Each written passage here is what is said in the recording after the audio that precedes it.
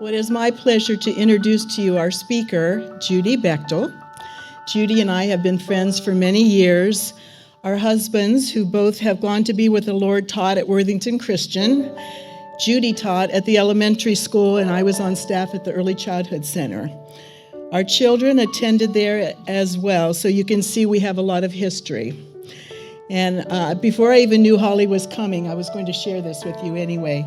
Holly, Judy's daughter, Holly, can you stand up for a second? Okay. Who had earlier experienced her father's death, came to our home the night Randy passed away to minister to my daughter, Melissa.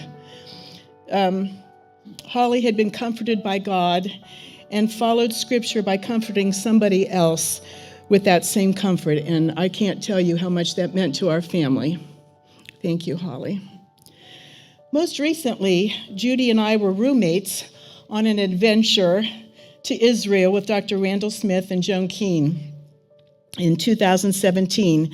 We traveled by plane, by bus, and we even shared a tandem ride on a camel.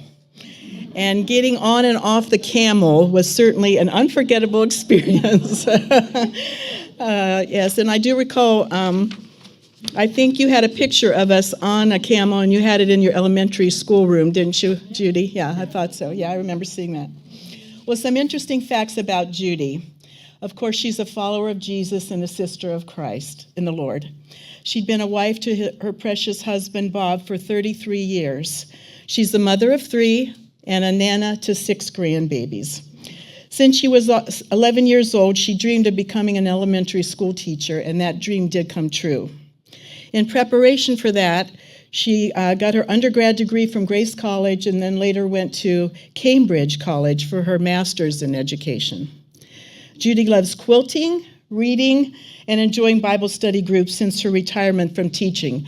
But as you can see, she does sub, and she subbed 4.5 days at Worthington Christian this week, and still prepared her presentation.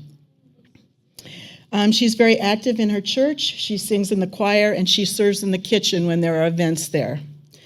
When there is a mission, event, or a travel opportunity of any kind, she says, "I'm all in." So please welcome Judy Bechtel.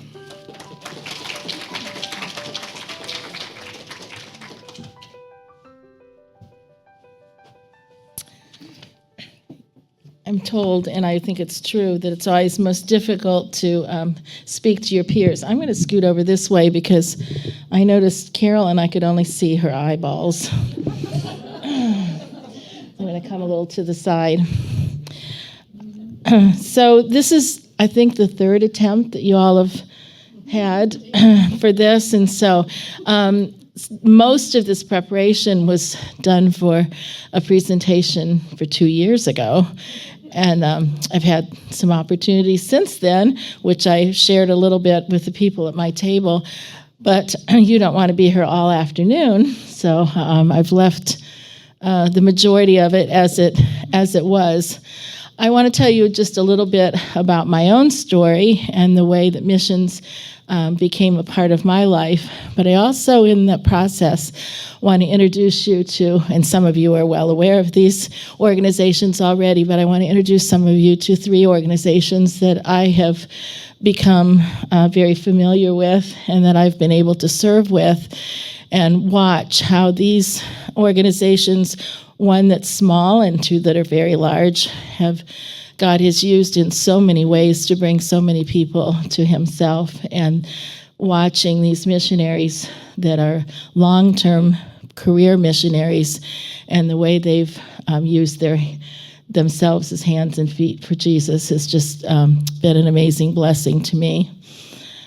I'm a tech idiot. I thank Brian for being here to help with this.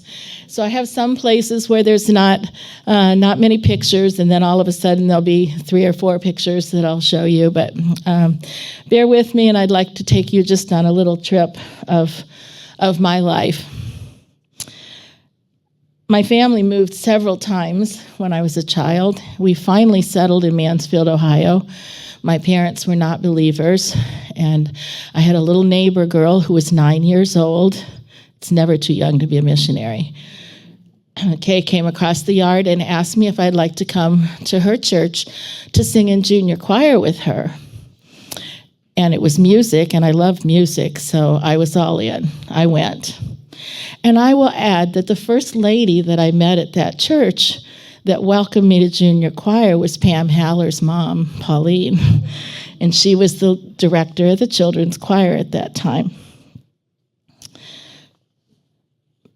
Within a few weeks, both my school and the church that I'd started to attend had introduced me to the fact that God wasn't just my creator, but that I needed a personal relationship with his son, Jesus. And we had child evangelism fellowship and release time in our classroom in a public school. And that was right in tandem with the things that I was learning at the church. Our girls group introduced us to missions and encouraged us to pray for these missionaries. And so within a short time, I had kind of been a part of that group. And Kay, the neighbor, and her mom led me to Jesus when I was 11.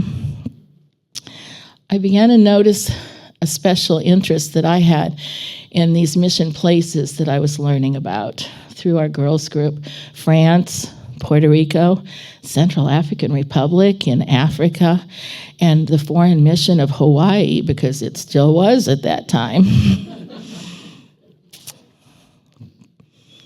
I had the hope someday that, even though my family didn't travel much, that perhaps someday I would have the opportunity to see more of the world than Ohio. So my first stretch was to go to Indiana to college. After college, Bob and I were married, and so after 2 jobs and heading back to Mansfield, Ohio, I was beginning to question God. What in the world am I doing here? I really had hoped to go a little farther, clear to Indiana, and here I was right back at home where I'd started. But God had a plan, and so after a couple of jobs and 3 babies later, we found an opportunity to have a Navajo Indian girl come to live with us. Our kids were still very small, but we figured we could do this. We had the space, and through some unique opportunities, one of our Navajo pastors had 2 daughters that were interested in coming to a Christian school, and so Marie came to our house to live. She lived with us for 3 years. We didn't know what to expect. This 15-year-old that was going to get off an airplane, and we had no idea what she looked like or how well she spoke English or what habits she was used to. It was all kind of a new thing, and it happened very quickly. But she got off the plane, and she looked pretty much like an average American teen everywhere in the 70s. So we enjoyed 3 years with her, and she very much became a part of our family. I had to script this because if I didn't, you would be here all afternoon. I get too many rabbit trails. The year that Marie graduated, we had our first opportunity to really experience missions beyond the United States. Mansfield Christian School held a car wash. It was in the Guinness Book of World Records. It became the biggest car wash in the world at that time, and I forget now what the number was, ridiculous amount of cars that they washed to raise funds for a mission trip. It was a rainy day, and people still came and had their cars washed. And as a result of that, we headed to Santo Domingo, Dominican Republic. And the idea of this trip was with Food for the Hungry, and instead of doing something at the school for their school's anniversary, they decided they wanted to do outreach. So the funds were raised to send all of us without cost from our pocket to serve a Haitian village in the Dominican Republic. So around 50 of us, between the Americans that went and Christian Dominicans that were there, our goal was to build a building that they would be able to have a couple live there, and they would help this Haitian village of Caballona learn how to raise crops and raise some animals so that their physical needs would be met, and the missionaries were there then to be able to share the gospel with these people as they got to know them and became acquainted with them. What was very cool was that this was just meant to be one trip. As a result of that, Mansfield Christian for years after went to the area of Dominican Republic, and they served in different ways. And there was an organization born called Partners in Christ that was a result of this first trip. Now there is a school in Santo Domingo. There's a very large church in Santo Domingo. They also provide some college experiences there, and they have a branch of Association of Christian Schools International that are all a result of this Partners in Christ. And even more special beyond that, in a small village, this church then began to minister to the village of Juan Tomas. And Juan Tomas has gained a missionary family at that time who began to develop the ministry there. And in Juan Tomas, you will find a goat farm. And Linda is the goat farmer. And people come from either other countries to learn about how she raises goats because she's had such good experiences there. And not just a few. I think there were like 140 goats the last time we were there. Her husband, Paul, is the pastor now of the church that's developed there, and the school, which is called Fountain of Life Christian School. This year, that school has over 400 students from the village of Juan Tomas and some neighboring villages that have heard of the good reputation of this school. It took 30 years, but after 30 years, I went back to visit Caballona. I got to see where we administered the first time, and then went to Juan Tomas to stay and help there for a period of time. And I've had the opportunity since then on some other trips to the village of Juan Tomas to facilitate some workshops for the elementary teachers with translation help. My Spanish wouldn't get me very far. I've been able to help in some of the classrooms there, and also the special privilege of being able to visit with some of the families that I've helped sponsor so that their children could go to the school there. The last trip that I took to Juan Tomas was very special. You can't see us too well, but my oldest granddaughter, Coral's in the back with me, and I loved being able to take her with me and hoping that, thank you. Brian must be back there. And hoping that she will develop a love for missions the same as I have. So going back to my family story, since we had been a family to our Navajo daughter and she had graduated, the school came to us and said, when we were in the Dominican Republic, there was a young man there, and he really would like to come to the United States and study his English for a year. Would you be willing to house him? And so here you see Roberto, and this was a picture that was in our local newspaper from our trip to the Dominican. So they're working on, he and one of the girls from Mansfield Christian working on the building here. And you can see Roberto helping, and then the building is at the bottom part of this picture. And Roberto came to stay with us for that school year, and we enjoyed the interaction with him. I will add, the cultural difference between a Navajo teen girl and a Hispanic teen boy, wow, they were not anywhere close to the same. But we enjoyed them both. Some of you may have heard of this story of a couple who retired early and happily moved to Florida. This came from the book of Don't Waste Your Life. And the pastor who was sharing this story told that Reader's Digest had shared this story of a 51 and 59-year-old retirement couple They were enjoying their new life in Florida. They were cruising on their boat, playing softball, and collecting shells on the beach. And the pastor who shared this story was saddened when he really thought about what they were capable of, and that they were healthy and wealthy and very able, and yet they were spending their retirement years just playing. And he pondered this question: what would this couple offer to Jesus when they met him face to face? Their shell collection? Well, at age 71, my body and my brain made it evident to me that I needed to begin doing something less physically and mentally demanding. I'd spent 46 happy years in the classroom, and I still love to keep my finger in it by substituting, but then I can say yes or no. Most of the time. My daughter Holly's the sub-coordinator for the district, so I'm a little pushed there. I still have enough stamina and working brain to serve the Lord in some short-term opportunities. I sense the physical challenges becoming a little more intense, and so I want to take every opportunity I have while everything's still working.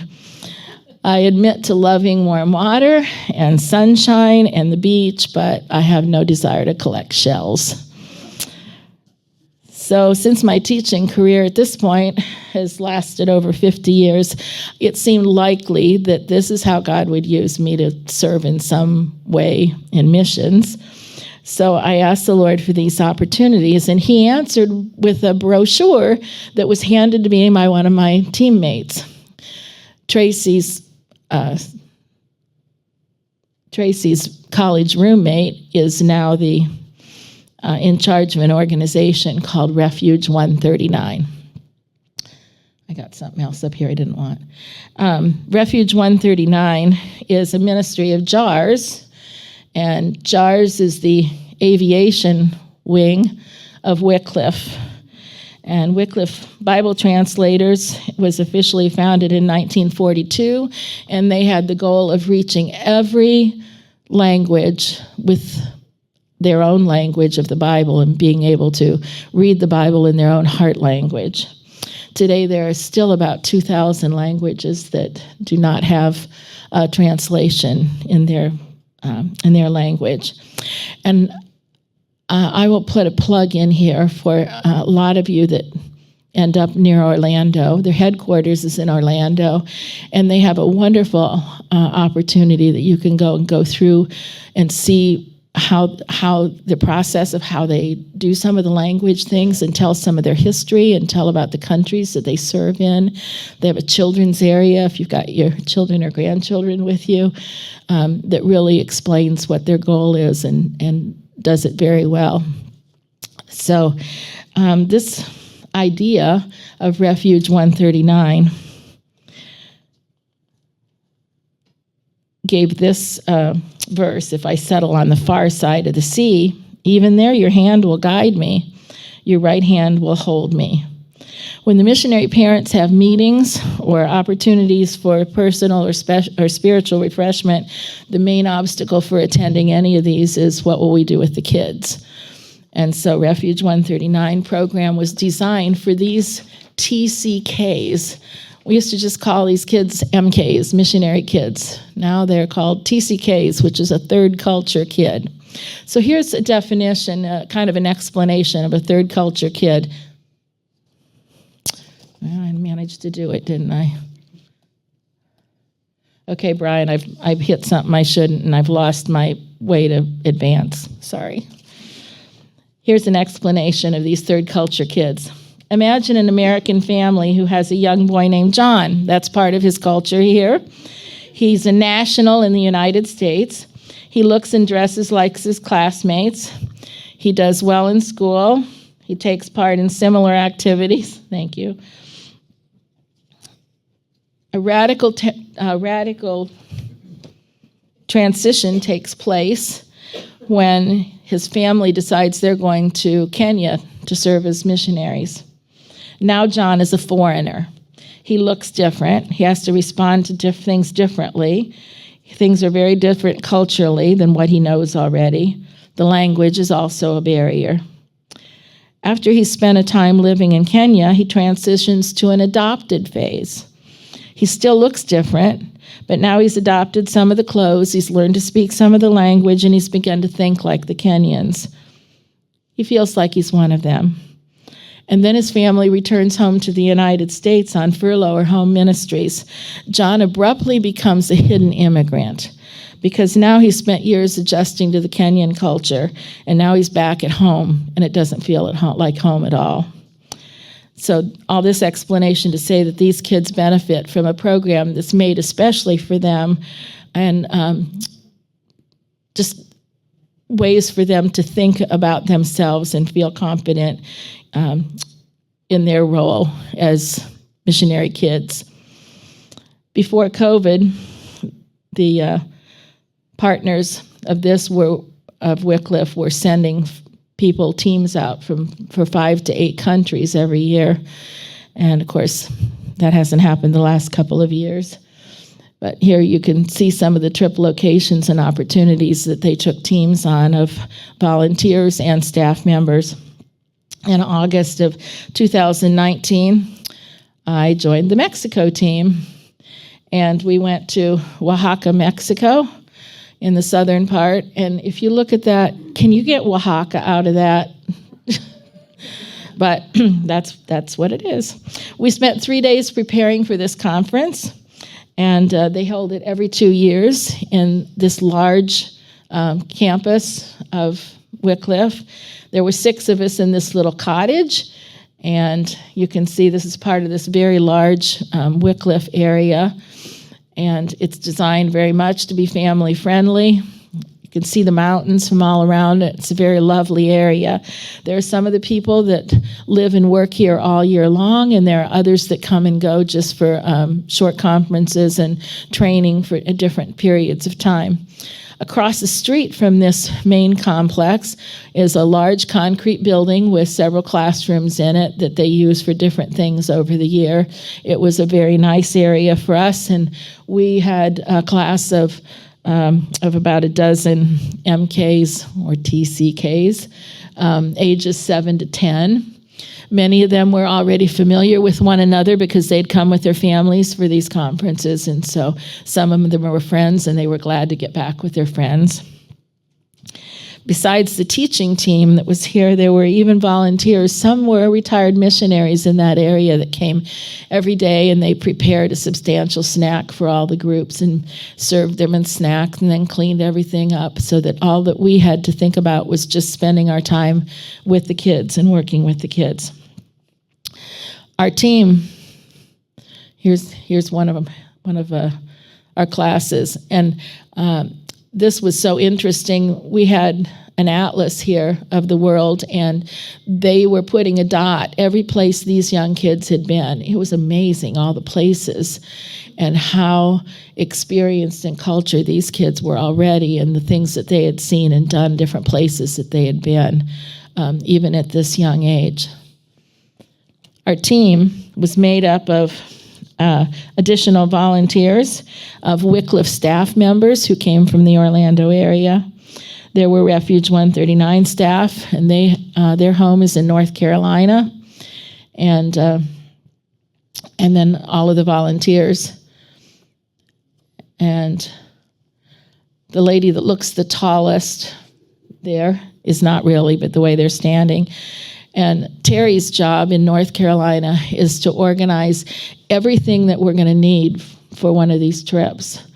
So any of the coloring things, any paste, glue, crayons, paper, books that we're going to read, things that they've developed for whatever the curriculum is that they've used, all of those things, playground equipment for the afternoon, all of those things have to fit in these large duffel bags, and she organizes it all and fills the duffel bags, and then people that are traveling from that area carry these duffels as part of their luggage.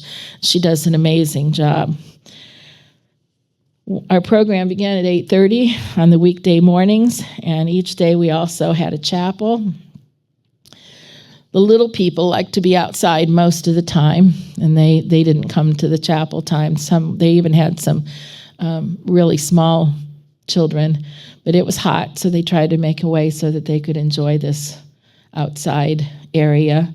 The rest of us would be involved in activities all day long. In the morning, we had a chapel and worship time, and one of the fun things was each day there was some missionary of history that was portrayed. So, anybody know who this might be? This is Fanny Crosby. And so she tells her story, and she comes in impersonating Fanny Crosby. I got to be Amy Carmichael one day. At lunchtime, we took the kids back to their parents, and they would spend an hour or so with them, and then they would come back to us and spend the afternoon until about 4:45. These days were packed. We kept them busy. They had lessons and crafts and music time, and these were all we had a schedule, but Mexico was kind of on Hispanic time, so we had the day just to enjoy with the kids, and they made it. They felt like it was very important that the kids felt somewhat of a structure, but mostly that they just felt loved and cared for, and that's what the families mostly wanted, and so that's how we enjoyed our days. Every now and then we'd see, especially in the older group, there were a couple of the students that had been mostly homeschooled and were way out in the bush away from most of the other students. They were a little more withdrawn, and this was really an important time for them because they weren't around people as much as some of the others. The Wycliffe campus was part of a community called Mitla.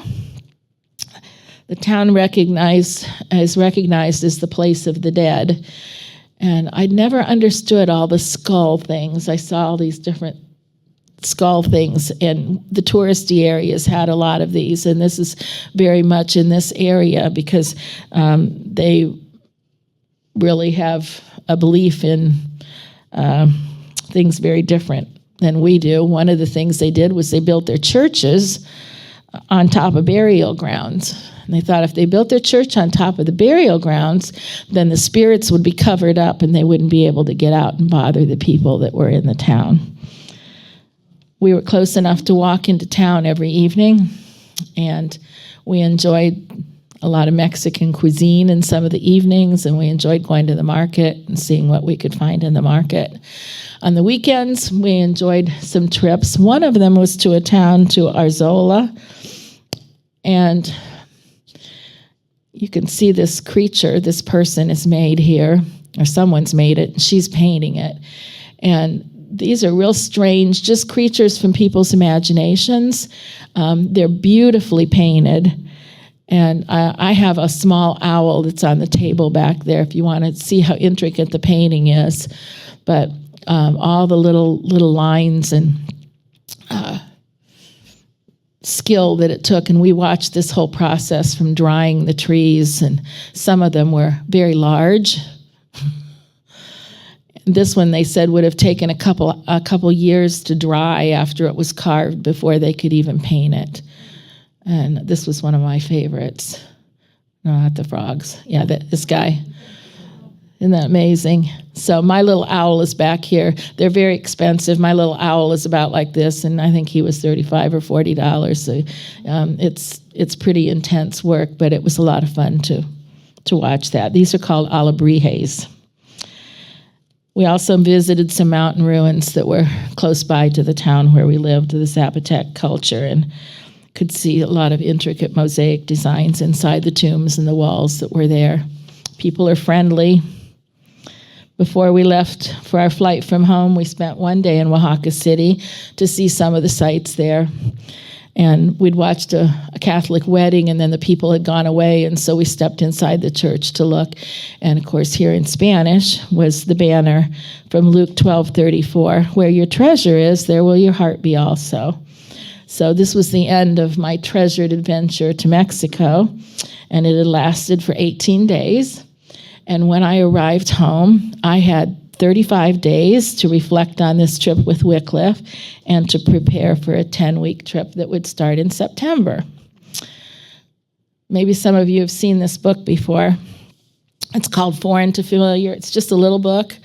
But the author's idea with this book is that there are cold climate cultures and hot climate cultures, and pretty much your climate will help determine how you live. And I had found this to be true in the areas where I had been. Most of my experience had been in warm climate cultures, and now I was headed to a new experience in a cold climate culture, and I definitely did experience a difference in them. The premise is that hot culture climate cultures are generally relational, more casual, open for hospitality, and a pretty relaxed atmosphere. And the cold climate cultures are more task-oriented, more formalities are expected, and showing respect is important, and following rules is one way that you show respect. It was interesting to see the contrast. Word of Life is familiar to many of you, maybe just Word of Life in New York. But I found that the breadth of this organization is amazing. This started as a summer camp in a Bible Institute in Schroon Lake, New York. There were many miracles of God providing from this organization from the very beginning. One of them, being the first, was after they had started this camp in 1946. Jack Wurtson and Harry Ballback took a rowboat, and they rowed out to this island that was about 6 miles. Their camp was 6 years old, and they rowed out to this island a little bit away from it. And the owner was trying to sell this island, and so they offered the owner $25,000. And that was about 1/5 of what this island was worth. And the owner accepted their offer. And so immediately their camp began to expand. At this New York location, their Bible Institute started in 1970. As I talked to Heidi, her kids were there, and maybe some of the rest of you have friends or relatives that you know that took part in this Bible Institute. Today, Word of Life has 14 Bible Institutes in 14 different countries. They operate 45 camps in 62 different countries. They have 1,600 missionaries in 80 countries. They have established English programs in Nicaragua, South Korea, Japan, Taiwan, and in 2019, Poland became the 5th country to offer an English for Life program for college-age students, and I was privileged to be in that first term of the English for Life Poland. So my first experience in Poland was at Łódź, Poland. Here's another city. Look at this. Do you get Łódź out of L-O-D-Z? That's Polish for you. But we were in Łódź, Poland. First of all, we arrived in Warsaw, in the capital, and then drove an hour ride to Łódź and through the city to a smaller community called Zgierz, to Word of Life, Poland.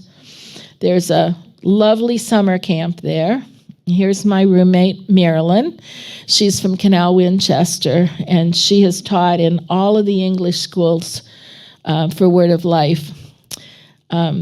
So she's been at all the other 4 countries and spent, I think, 11 different terms in these schools. So Poland was thrilled to be able to have her and her resources to help them begin this first one. So we arrived at a lovely new building with a comfortable living space and a kind welcome on the door of our room. The lead missionaries are the Goods, and this is their family, and that's Charlie. And somewhere Charlie's father, Snoopy, is around. The Goods, Tim and Jenny, came to Poland in 1995. It was shortly after the communists had left the country. And people wondered, why in the world did they choose that God-forsaken city to minister in? There was nothing desirable about the city at that time. It had not been destroyed, but it had been pretty much forgotten and neglected.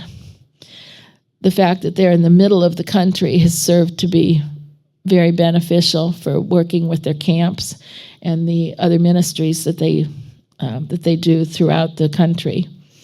Each member of this family is a supported missionary with specific tasks to accomplish, and it's really interesting to watch two parents and their 4 adult children as each one of them go about their business with the camps and the things that they do, and it was just really cool to see them all work together. Since that time, Matthew is married, and his wife, Anya, is also on the staff there.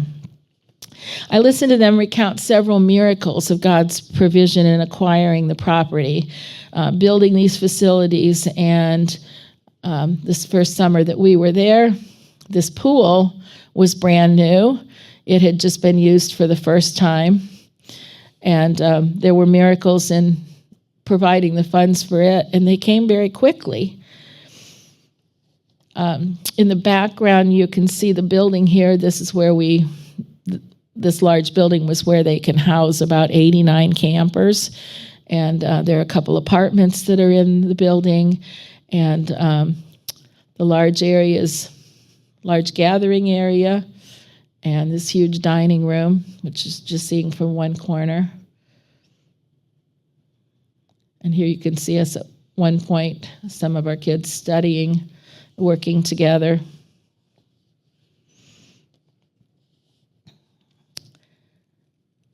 On a regular day, lunch is served here, and lunchtime is the big meal of the day. There will always be potatoes, lots of potatoes. Some kind of vegetable, usually a root vegetable, and we saw a lot of cabbage and beets, and large portions of meat. Breakfast is very simple and was usually pretty Americanized for us, and supper was just kind of a snack or a sandwich or something, but at lunchtime everybody met, all the staff met together for this, as well as the students. And some of the well-known Polish dishes I wouldn't see for quite a while later. It would be almost a month. We had this little kitchen that was upstairs. On the weekends. We cooked our own meals, and my schedule was such that I had time in the afternoons, and so I tried to make some kind of goodie or dessert bake something for the kids each week. Not as easy as it would seem. There are no chocolate chips there. So I had to buy Hershey's bars and chop them up. And if you wanted a spice, this is how you found your spices. No bottles, and of course everything was labeled in Polish, so I had to use Translate to figure out from the Polish to English, because you couldn't tell by looking at the picture. Sometimes the pictures were deceiving. So here were our spices. There wasn't very much in each one, but I guess your spices would be fresher that way then, because you wouldn't be using them for months like we do at home. But that was a real interesting aspect of the grocery store. We had this tiny little store that was around the corner from us when we were there the first time, but when I made the second trip after COVID, the store wasn't there anymore. So this had been helpful to us if we needed more milk or needed more Diet Coke or something like that. We could go around the corner to the store, but the store wasn't there now. So I enjoyed the potato pancakes and the pierogies. Done many different ways, and they were very tasty. We enjoyed more of those the second time around when we had a caterer during our lunch every day, and so we had very much Polish food then. The English for Life program was directed by the young missionary Seth that you see in the back. He's from Michigan, but we liked him anyway. He was assisted by Lydia, and she's a young missionary from North Carolina who has a relatively new teaching degree from Liberty, and so she took on quite a bit of responsibility and is doing a lovely job with that. So the three widows are in the front, and that's Marilyn and myself and Ruby, and then between Ruby and I is Peg, and she's a career missionary with Word of Life. We started with a small group of 7 students. 3 were Polish and 4 Ukrainian. And I spent most of my time with the 2 that you see me with here. This is Pavel and Ruslana. and they didn't speak more than hello when they came. But Pavel speaks Russian, Ukrainian, Polish, and he was learning English as his fourth language. Ruslana, English was her third language. So they were very interested. They were very hardworking. My very nice classroom that you see here served us well. It also served as a study room and as our chapel. This is a couple of pictures of some of our kids from the first time. We tried to do some field trips as far as into Warsaw, which was a neat way. Warsaw was where Pavel lived, and so he got to show us, even though he was Ukrainian, his family had moved to Poland several years ago, so he got to show us around his city, and that was special. We enjoyed our time in the classroom, and every evening they had study time that was monitored. Ruby's monitoring them here. Ruby worked in the Chicago area as an administrative assistant her entire career, and when she retired, she was already widowed, and so she moved to Hungary for 3 years and worked at the Bible Institute there, and then she'd traveled to Poland twice before, so she was happy to come and serve with us. Their schedule, these kids had 2 English classes in the morning. They had chapel and a Bible class. In the afternoon, they had an activity of some sort. They had 90 minutes of study time 3 nights a week, and by the end of the term, they had spent 90 hours of direct English teaching in addition to their chapel and Bible classes. And they had to speak English from 8:30 in the morning till 8:30 at night.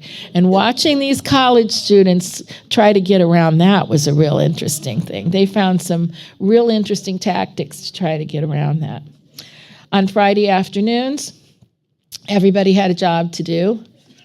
Teachers and students all had to clean the building, make it nice for the weekend, and then they enjoyed some time for themselves for the weekend. There's a strong evangelical emphasis with the idea of these English for Life programs, but both terms that I taught here, the students were all believers, and so our focus was on discipleship. One of our guest chapel speakers gave a lesson on stewardship and offerings. And this is such a simple idea, but it was like I just really gained a blessing by listening to him talk about this and thinking about it, of compounding stewardship. Not only did I have the chance to invest in the lives of these students right now, but the probability of compound investing was great because I could teach and share with them what I've learned, and then they would be encouraged to tell others what they had learned about the Lord, and then those students could also invest their lives in sharing others, and so you saw compounded stewardship. And hopefully this has been taking place in all my years of teaching, but hearing it presented this way was very special. Poland is very Catholic. This was evident to us on November 1st. It's All Saints' Day. And here we saw not just we're a Catholic nation, but we saw the practicing Catholics. This whole thing had started as a way of, This whole thing had started as a way of going and praying for your relatives, hoping that you could get them out of the place they were in and get them to a better place. You were praying for their souls. But it's become very much just a cultural thing. So whether you're a practicing Catholic or not, which most are, you go to the cemetery. You couldn't even find a parking place at the cemetery. They're just crowded, and the whole place is crowded with people. And there are these lanterns and flowers on almost every tombstone that you see. Ginny, the missionary, took us after we went to the Catholic cemetery. She took us to the Jewish cemetery. First of all, we saw this wall, and this entire wall is memorials to people that died in World War II, family members that were not here, but that they're memorialized here.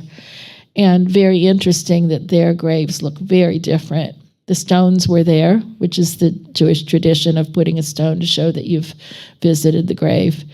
And very few flowers and lanterns and things, just a totally different feeling that was there. And a reminder that the missionaries there and all of us still had a great work to do there. During our weeks there, we took some other trips and had the opportunity to see Auschwitz and Birkenau and some really hard things to look at, as well as enjoying some of the beauties of the country.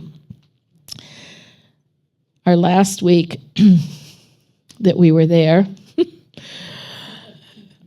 Jenny had the missionaries, had some short-term missionaries that were coming from Texas. She got on Amazon and ordered these pilgrim costumes and had them bring them over in their luggage. And we were going to host a traditional American Thanksgiving. And the people there were just thrilled to death with this because they don't celebrate this holiday. So the picture of the kids, this is the second one that we just did last fall. And the girls were just thrilled. And the boys were like, "You've got to be kidding me." But they were all good sports, and they all put on the outfits, and they served the dinner for the Thanksgiving outreach. And it was a lovely group. This picture is of the first one that we had, and I think they had about 65 to 70 people. And the one in this fall that we had was 125 people that came. And so they got to hear the history of America and how God provided. And wow, what a neat way to give a gospel presentation. And the people enjoyed it very much. We're very thankful. And we had, the big turkey came in. They brought it in on a big platter and all the American dishes that you think of with the traditional meal for Thanksgiving. And so that was a special part, and very special since it was near the end of our time there. So I had one more miracle that I want to tell you about. This was the sunset from our bedroom in the first time that we were there. And it was a miracle story that we got to see unfold. There was a piece of land that was right where you see the tree to the side of the picture. There was a big chunk of land there, and it was mostly trees, and it belonged to somebody else, and they had talked to somebody several years before about buying it and decided it really wasn't the right time. And so right after we'd arrived in September, they came and said, we'd like to sell this land now. Would you be interested in buying it now? And they gave Tim a price, and it was considerably less than what it would have been 6 years before. And so he thought, wow, this sounds too good to be true. He talked to his advisors, and they said, you need to do this because that would give them area that they wouldn't be able to get to. If somebody bought that piece of property, we would be landlocked. And so they said, yeah, let's do this. So he said, okay, we're going to do this. Let's pray. We need $350,000. And this is the first to mid-October, and we want to have this wrapped up by the beginning of December. I'm like, sure, Tim. So he said, pray that the Lord would provide all this that we need by December 1st. That was 8 weeks away, and God did provide all the money that they needed for that space, and all that space that will provide them for a lot of things that they want to do in years to come. And it was very cool. Then when we went back again after the COVID in 2 years, and we went back again to see that land's all being used. They've built another building on it, and the area's been provided grassy area for different sports events and things that they want to do there. And so it was very cool to see how the Lord worked through that. This first term was very different from anything that I've done before. And we had all decided we wanted to come back again, and we had to wait 2 years to be able to come back, but all three of the widow ladies went back again. And we made our plans when the Polish borders were still closed. And then it was like, okay, Lord, we've done everything we can, and so a few short weeks before we were supposed to be there, the borders opened, and we went to do our second term. We had 10 students this term, and I had 3 Ukrainians and 2 Polish students, and they had more English than my first 2 students did. These kids all loved music, and it gave them a real special bond. All 10 of them had some special interest in music and just gave them a neat bond together that we all enjoyed with their music and their chapels and the things they presented to us. Today, 2 of my Polish students have completed the 2nd term of English for Life. One of the Ukrainian girls was accepted as an intern as well as a student, so she was able to get a green card and stay there. The other Ukrainian students, I don't remember now if it's Ukrainian law or Polish law, but they had to go back to their country for 3 months before they could come back. So they couldn't do 3 sequential terms. They had to go home in between, but they were planning to come back in the spring. And obviously, that has not worked. They did go home, but now all of them have left Ukraine, and they're in Romania and Poland and Germany. Some of them left with their families. Some of them left with their family's blessing, but they didn't go with their family. And today, the entire complex, including this new area here. This was the brochure for the first. All of this area now and the entire big building are filled with refugees right now. They've had up to 140 at a time of people coming from Ukraine, and they'll stay for a while until they have an opportunity to figure out what they're going to do next. And then they have people that are taking them in cars and buses to Romania, to Germany, to Spain, several groups to Spain. So the campus is filled with these people that are being housed and fed and loved until they can decide where they need to go next. Watching God work in each of these places has been a growing experience for me. It's strengthened my faith, and it's stretched me as a teacher and made me more aware of these organizations. I've made friends around the world that I would not have made otherwise.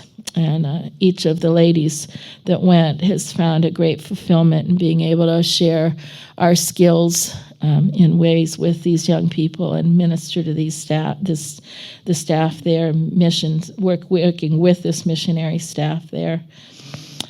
I would hope that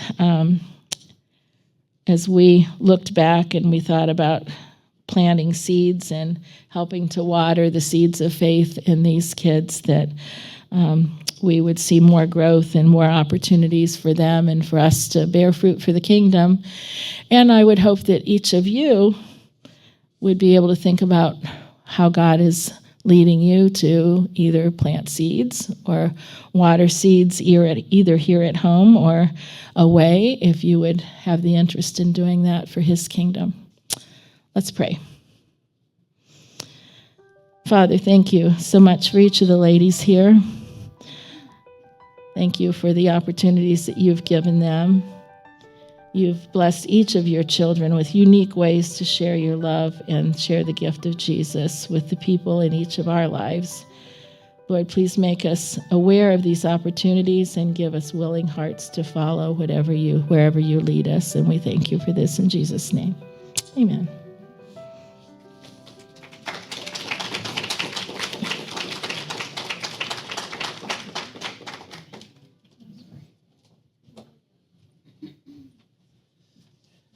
Thank you, Judy. That was wonderful.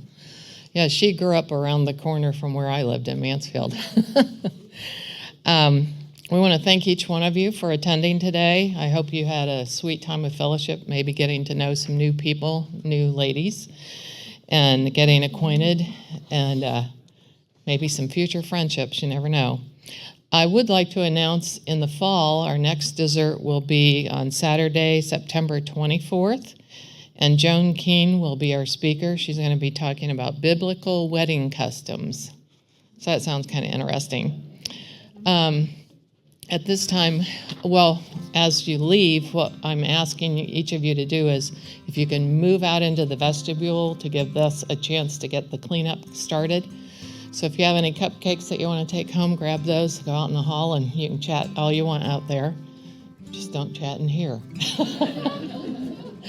Okay, so Peggy is going to close us in a word of prayer, and she's going to do it from where she's standing there.